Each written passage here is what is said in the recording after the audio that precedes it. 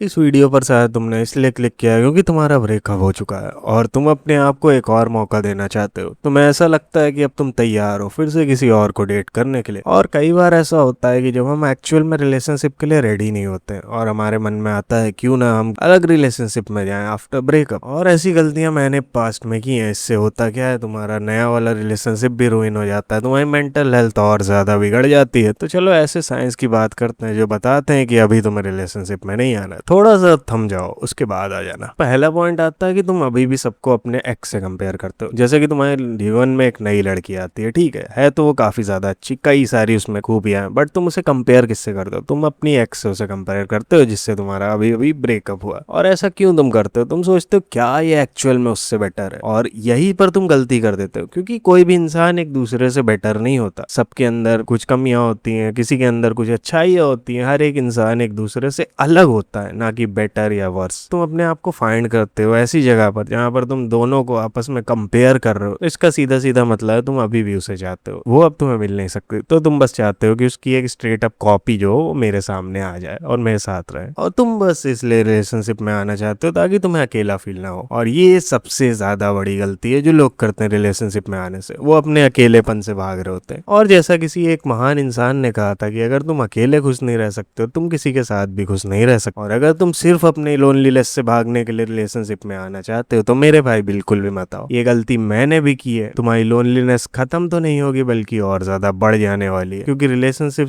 Problems को fix नहीं करता। कोई तुम्हारी लाइफ में इसलिए नहीं आता कि वो तुम्हारा थेरेपिस्ट बन जाए, बल्कि वो जब आता है तब तुम्हारी लाइफ में और ज्यादा प्रॉब्लम्स आ जाती। अब हमें क्या करना चाहिए साथ में? अगली डेट क्या होगी? और ज्यादा प्रॉब्लम्स आ जाती हैं। क्योंकि रिलेशनशिप में कोई इंसान इसलिए नहीं आता कि सामने वाला इंसान आएगा, मुझे थेरेपी देगा, मेरी मदद करेगा मुझे मूव ऑन करने में, बल्कि इसलिए आता है कि तुम दोनों मिलकर एक्चुअल में कुछ अच्छा क्रिएट करोगे, तुम दोनों मिलकर एक लाइफ बनाओगे साथ में। और यहाँ पर अगर तुम सिर्फ लोनलीनेस अपनी खत्म करने के लिए डेट करोगे तो यहाँ पर तुम गलत हो जाते हो और तुम हमेशा के लिए लोनली रहने वाले हो। इसलिए अपनी लोनलीनेस से खुद डील करो, देन किसी को डेट करो। तुम अभी भी सोचते हो क्या होता अगर मैंने उस दिन ऐसा किया होता? तुम अभी भी सोचते हो क्या होता अगर मैंने उस दिन उसको एक्चुअल में माफ कर दिया होता? क्या होता अगर उस दिन मैंने उससे लड़ाई ना की होती? और क्या होता अगर मैं वो आज भी मेरे साथ होती? और ये सबसे ज्यादा बड़ी गलती है। क्योंकि तुम जब व्हाट इफ सोचते रहोगे, तुम सोचते रहोगे क्या हो काश अगर मैं कल जा रहा हूँ ऐसे और फिर हम दोनों आपस में टकराएं फिर से और मेरा रुमाल गिर जाए और मुझसे कहे ये लीजिए आपका रुमाल। तो अगर तुम ऐसे सिनेरियो सच में सोचते हो अपनी एक्स के बारे में while trying to date other girl, तुम एकदम गलत। क्योंकि तुम उस पॉइंट पर किसी से भी प्यार नहीं कर पाओगे, ना तुम अपने एक्स पर जा पाओगे ना तुम यहाँ जा पाओगे। और इवेंचुअली अगर वो फिर से तुम्हारी लाइफ में आती है तो तुम 100% अपना करंट रिलेशनशिप मेस अप करने वाले हो। और ये चीज मैंने भी करी है, इसलिए मैं तुम्हें एडवाइस दे रहा हूँ। जब तक तुम्हारे व्हाट इफ्स खत्म ना हो जाए, जब तक तुम्हारे खुद से सवाल ना खत्म हो जाए कि देखो काश ऐसा होता तो यार आज हम साथ होते, ऐसा होता तो मे बी हमारे 2 बच्चे हो चुके होते अभी तक। और अगर जब तक ऐसे सवाल तुम्हारे मन से खत्म ना हो जाए, प्लीज डोंट डेट एनीवन। तुम अपने दोनों का ही टाइम वेस्ट करोगे उस तरह से। तुम रेड फ्लैग्स को इग्नोर करते हो क्योंकि तुम अकेले नहीं रहना चाहते। और ये चीज सब लोग करते हैं। जैसे ब्रेकअप हुआ उस टाइम पे हम लोग बहुत ज्यादा वनरेबल होते हैं। हमें ऐसा लगता है यार कितना ज्यादा बुरा लग रहा है, प्लीज कोई मेरे साथ रहे हमेशा। क्योंकि जब तुम अकेले बैठोगे तुम्हें यादें आएंगी और सामने वाला बंदा तुम जानते हो टॉक्सिक है, बट वो तुमसे थोड़ा सा प्यार कर रहा है, तुम्हें थोड़ा सा पसंद कर रहा है, मे भी कुछ तुम्हें दिखा रहा है कि हाँ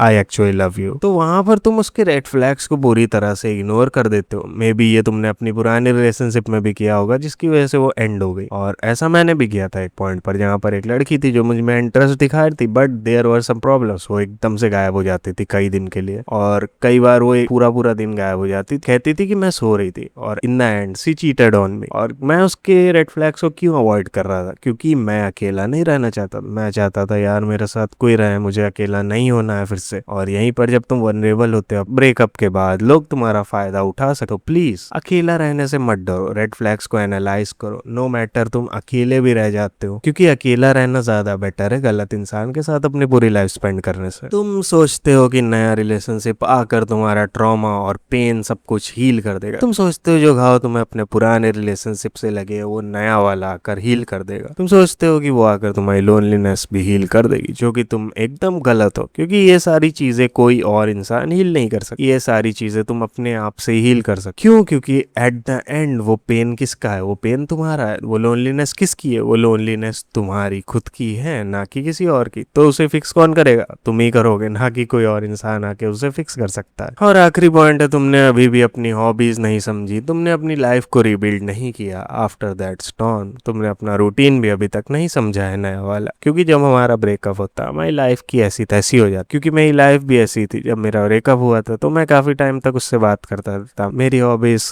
और मेरी चीजें जो मैं ज्यादातर करता था उसी के अराउंड सराउंड करती थी। और इस चीज को बदलने के लिए तुम्हें चाहिए होता है टाइम, अलोन टाइम। वो टाइम जिसमें तुम चीजों को एनालाइज करते हो, वो टाइम जिसमें तुम अपने आप से बात करते हो कि see I might have made fuck ups, but अब मुझे ये सब कुछ बदलना होगा। जैसे तूफान आने के बाद तुम्हारा घर जब पूरी तरह से बिगड़ जाता है, तुम उस घर को साफ करते हो। उसी के बाद तुम किसी नए को उसमें रहने के लिए इनवाइट कर सकते हो। और जो घर है तुम्हारा, वो एक्चुअल में तुम खुद हो। तुम्हें अपने आप को रीबिल्ड करना होगा। तुम्हें अपनी हॉबीज को फिर से क्रिएट करना होगा। तुम्हें सब कुछ दोबारा से सही करना होगा, जिसके बाद तुम किसी और को अपने पास इन्वाइट कर सकते हो और एक हैप्पी रिलेशनशिप जी सकते हो। तो सिंगल रहने से मत डरो। ये एक्चुअल में वो टाइम होता है यहाँ पर तुम अपने साथ टाइम स्पेंड करके अपने आप को रीबिल्ड कर सकते हो, अपने आप को टाइम दे सकते हो, अपनी हॉबीज एक्सप्लोर कर सकते हो। और जब तुम अकेले रहने में एक्चुअल में कंफर्टेबल हो जाओ, तब तुम्हें आगे जाकर डेट करना चाहिए। इससे तुम्हारा अगला रिलेशनशिप भी अच्छा होगा और पिछली बार की तरह तुम ऑब्सेसिव नहीं होगे, पॉजेसिव नहीं होगे एकदम कि ये गया तो लाइफ खत्म है। तो या work on your self first. और अगर ये सारे साइंस तुम्हें आते हैं तो अपनी जो चॉइस है कि मैं फिर से डेट करता हूँ, उसे रिकंसीडर कर लेना। क्योंकि तुम इन द एंड दोनों का टाइम वेस्ट कर दोगे। और सब्सक्राइब कर देना मन करे तो।